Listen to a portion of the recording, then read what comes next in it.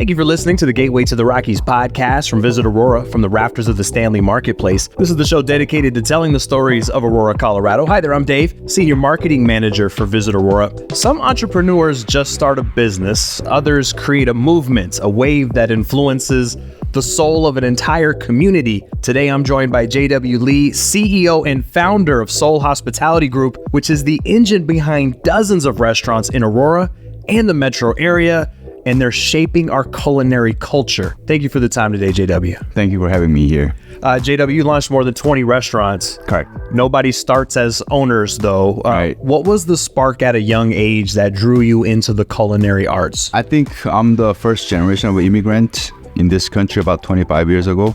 So being myself as a culinary chef in Korea, that kind of inspires me continually. You mentioned that when you were starting out, being a chef wasn't really a prosperous career in Korea at the time. What were the early days of learning, like the ropes of being a chef? What was that like growing up and learning how to become a chef? In Korea, it's more like surviving. Yeah. Yeah. So you have, make a livings and you're learning skills and everything like that. Did you have a mentor or a group of mentors that showed you the way as a young person? Well, here and there some, but mostly, I was able to develop the skills and things like that in Korea. But after I moved to the United States, I see a lot more opportunities and mentors and people who has a more successful story. That kind of inspires me to continue my careers and explore the business. You decide to take the leap. You come to the U.S. to pursue your dreams. You work at restaurants in California and Chicago. You opened your first restaurant 20 years ago in St. Louis. Correct. When you read that, it sounds like it was all super easy, but I imagine it wasn't an easy path, was it? Correct. It wasn't easy at all. It was kind of tough ride for me. What were some of the challenges that you faced, not only coming to the country, but also becoming an entrepreneur and starting your first business? So coming to country is hard, and the harder part was a culture difference and language barrier. Yeah. That was a lot challenging for me to understanding these American cultures and languages. But you had learned and studied English while in Korea as a student, correct? As a basic. Okay. Basic foundations, yes. So was it just immersing yourself with the customers and the other entrepreneurs that kind of allowed you to feel comfortable over time? Correct. Most of my teacher was my customers. How did you know how to start a business? Did you just already have that knowledge, or did you have people that guided you? How did you know, okay, this is a concept that's going to work and here's how you execute it? Right. That's a good questions. For me, I never had any kind of skills or anticipations for me. But while I was working in the United States, I see the opportunities. I think I can do this, and with my own skills, experience. That's how I put it together for my first businesses.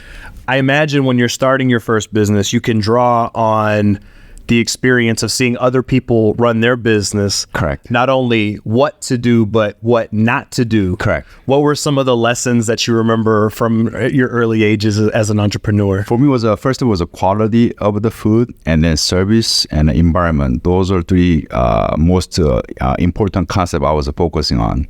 So I see a lot of restaurants failing of the quality controls and services. So I think I can do a little bit better than that. So that's what I was focusing on. Your early restaurants were primarily sushi and Japanese fare. Correct. What were the factors that led you to say, hey, I have more to offer. I want to do concepts like Korean barbecue and hot pot? After I moved to Colorado, I explored a lot more Korean markets, and especially in Aurora, I see a lot of Korean towns kind of was building it, and a lot of Korean restaurant was a kind of influence for me. So that's why I said, since I'm Korean, since I know the Japanese food, mine as well, I can continue to develop our culture food in Aurora. Did you also see maybe there wasn't many options or enough options with a thriving Korean community here in Aurora? Correct. It sounds like they said a Korean town. They tried to build a Korean town in Aurora, but when I got here, I didn't see many. So we decided why don't we just continue to develop the Korean cultures and in this area, so people have a cause to visit to Aurora. Aurora is a dynamic place. It's Colorado's most diverse city with a thriving and growing Korean population. We even have a Koreatown, like you mentioned. How has this community evolved in your eyes since you first came here to Colorado? And how would you describe the community, not only Koreatown, but Aurora in general? Or in general, you mentioned that diversifying, that's like a huge benefit for us. And also, once we see the Aurora Korean town, and we saw the kind of limitation of our cuisines and cultures. So since I joined the Aurora in 2018, we developed about 7 different kind of concepts in last 5 years, and we opened about 10 units in that Aurora area. So we see a lot of more neighborhood supports from there, and a lot of visitors come to the Aurora. So that kind of help us continue to develop the Aurora. What's the community like? When I mean specifically the Havana Improvement District, you have a tight-knit community of business owners. What has your experience been like being a part of that group in particular? Well, I think sharing their immigrant life, cultures, experience, that was definitely touched me. And then we kind of had a similar situation with being immigrants. That kind of helped us to continue growth. Havana Street in particular is gaining notoriety for its culinary offerings. Afar magazine named it one of the top 10 culinary neighborhoods in the entire country. Do you agree with that? Yeah, we're trying to make it happen, but I agree. Well, and I want to say, like, you're an architect of that. You're one of the main reasons for that. That's got to feel good. Do you feel a sense of responsibility that you're helping to build that reputation? I hope so. We'll try. In Aurora alone, you have Seoul Korean Barbecue and Hot Pot, which is always busy. Thanksu Pocho, which gives a glimpse into Korean nightlife. Seoul Mandu, which has the best giant dumplings you'll ever find. Mochi Nut and Coffee Story has delicious snacks and drinks. Sintoburi is a renowned kimchi market. Right. And recently you launched Tofu Story. And even more recently, Lizakaya. Can you talk a bit about what makes those 2 restaurants in particular so dynamic and unique to Colorado? So the especially Tofu Story, which is we make organic tofu and in the house. When I started working in the Aurora area, I didn't see any organic tofu was homemade served. So in Korea, we have a lot of markets they making homemade tofu. So I brought that idea with the family recipes, and so we create some like a tofu, specifying the tofu restaurants. So that kind of diversifying the what is our like tofu cuisines versus barbecue and general Korean food. So that kind of help us to the to neighborhood. And also the Lizakaya is another like Japanese style of the late night life, and that kind of I think bring more people to the Aurora area. That's how we decide to create those 2 concepts. Well, and we need those outlets because Aurora doesn't have a downtown necessarily, but you want places where people can come at night and experience a taste of that nightlife. Correct. And you've now developed a couple of venues where people can kind of hang out and really enjoy the area. Yes. I want to talk a little bit more about Tofu Story because it is so unique. It's the first restaurant in Colorado that makes its own tofu in-house. Why is that so rare? Is it a difficult process?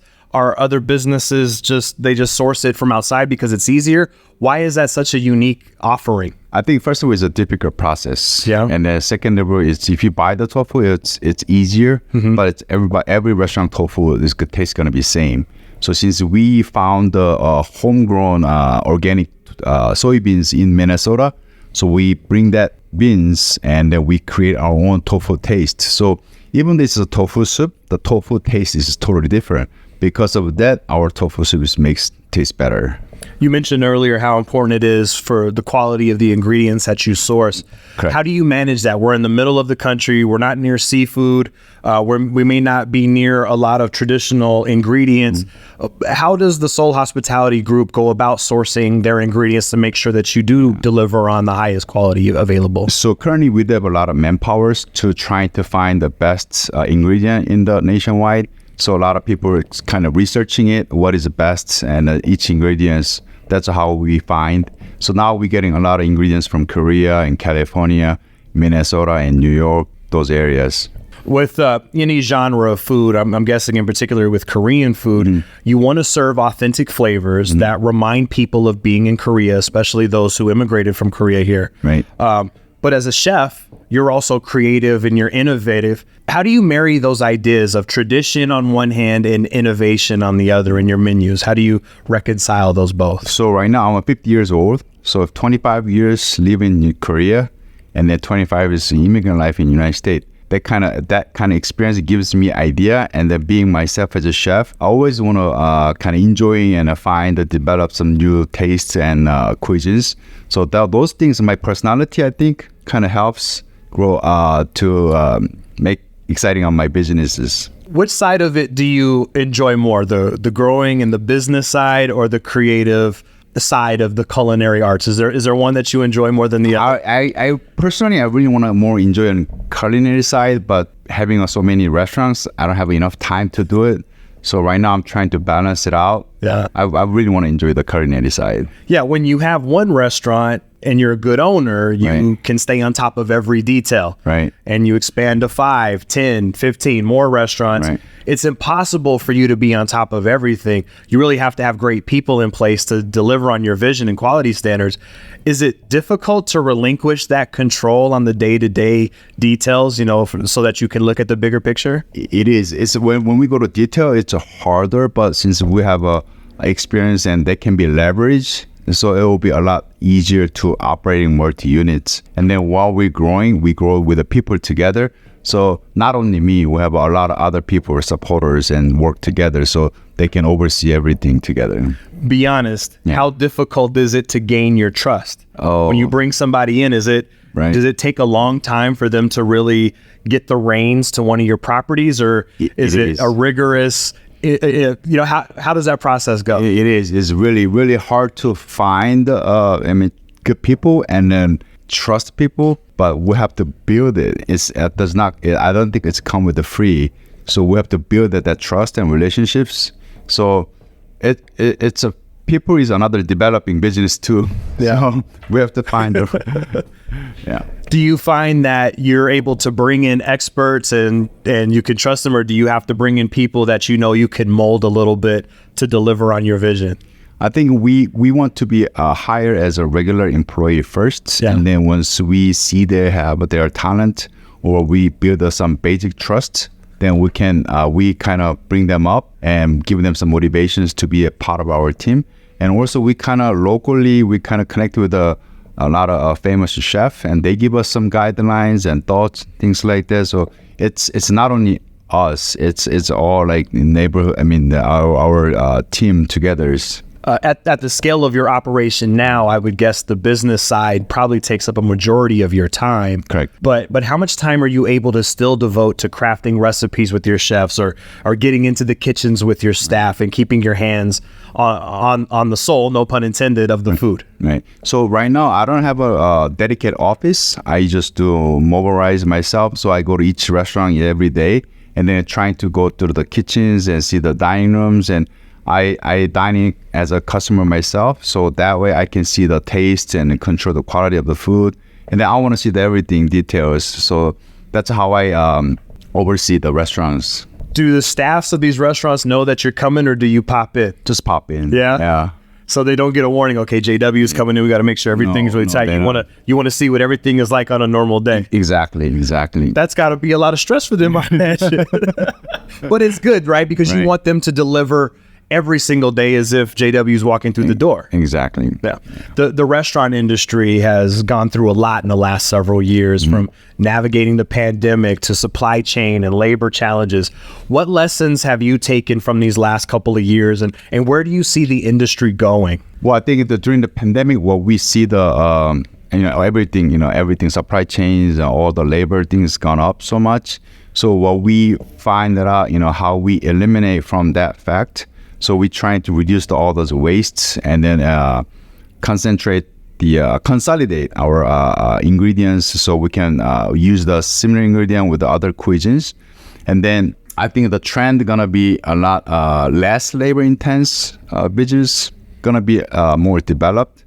So it'll be more like AI, the intelligence, and plus I think a lot of people are still gonna stay home or stay away from the office. So will be a lot more delivery businesses.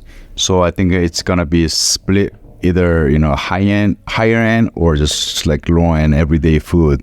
I don't think it's gonna be mediocre. To piggyback off of that question, How have the consumers changed? Have you noticed a change, a shift in those that are coming to the restaurants in terms of what they're expecting in terms of an experience? Are they more difficult to please now, or what have the customers been like since these last couple of years? So what I see was first time after pandemics, I think people was a little bit hesitate to go out and hesitate to interacting with the people. But now I see more people are really because of the pandemic, they are appreciating that kind of experience. And then I see they're more like, they not just want to eat the food, they just want to enjoy the moment.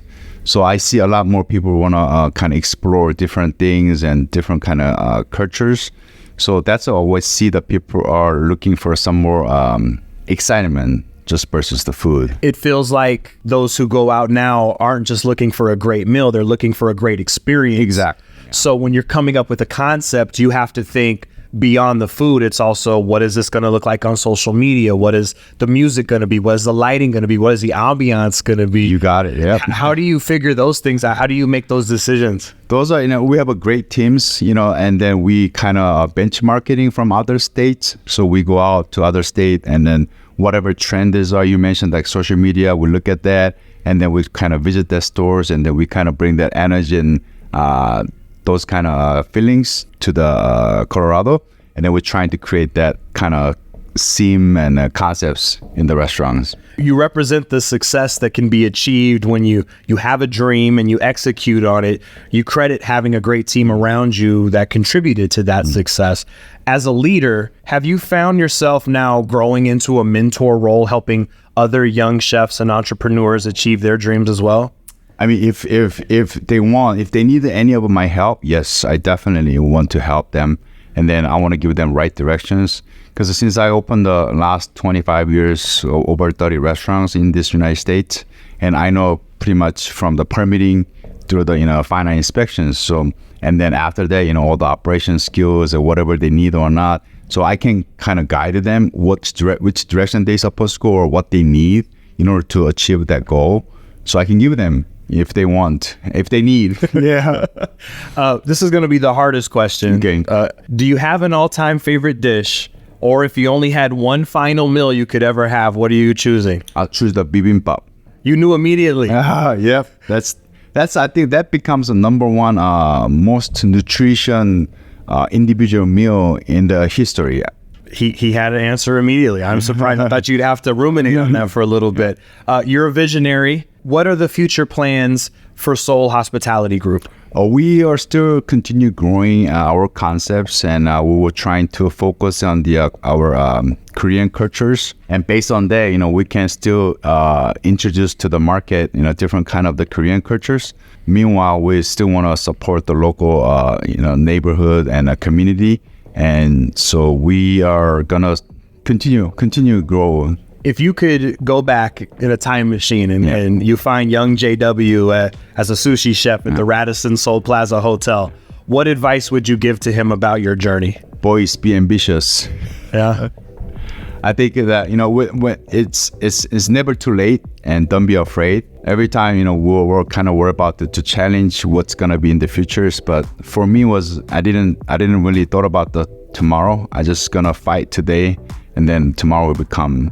So that's what I decided to come over to this country 25 years ago by myself. And you've been an incredible influence, not only on Colorado, but the entire culinary scene. Thank you so much for your contribution, JW. It's been incredible to meet you. Thank you, David. Very nice to meet you. That was JW Lee, founder and CEO of Seoul Hospitality Group. You can learn more about all of his amazing restaurants in Aurora and beyond at soulhospgroup.com. Thank you for listening to the Gateway to the Rockies podcast. Visit Aurora is the official destination marketing organization for the city of Aurora, Colorado, and acts as the primary liaison between meeting planners and hotel partners. As Aurora's Convention and Visitors Bureau, Visit Aurora's mission is grounded in showcasing Aurora as a premier destination for meetings, business, and leisure travel. Visit Aurora represents more than 75 plus hotel properties with 13,500 plus guest rooms and more than 1 million square feet of meeting space, including Colorado's largest resort, Gaylord Rockies Resort and Convention Center. As Colorado's third largest city, Aurora is located minutes away from Denver International Airport and showcases mountain views, memorable meeting spaces, and 250 plus international eateries that offer a unique experience for each and every visitor. As the gateway to the Rockies, Visit Aurora's role in the local community goes beyond marketing the city as a destination. The Visit Aurora team is here to assist you with your Colorado visit, from facilitating your meeting, event, or convention to helping you discover local flavor and attractions. Go beyond the boardroom in Aurora, Colorado. For more, visit us at visitaurora.com.